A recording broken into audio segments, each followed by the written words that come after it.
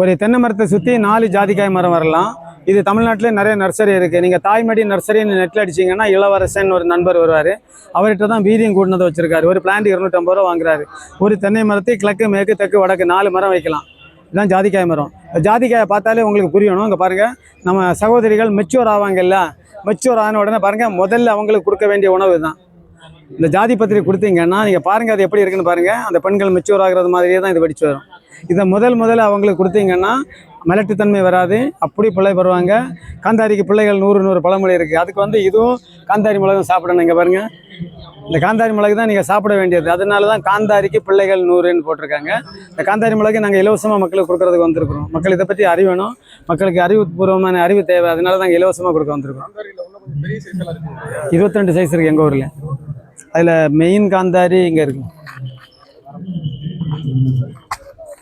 இங்கே பாருங்கள், இந்த காந்தாரியை பார்த்தீங்கன்னா இது வயலட் காந்தாரி. இது அளவுக்கு அதிகமான எரிப்பு இருக்கும். இது பார்த்தீங்கன்னா காஷ்மீர் வற்றல்.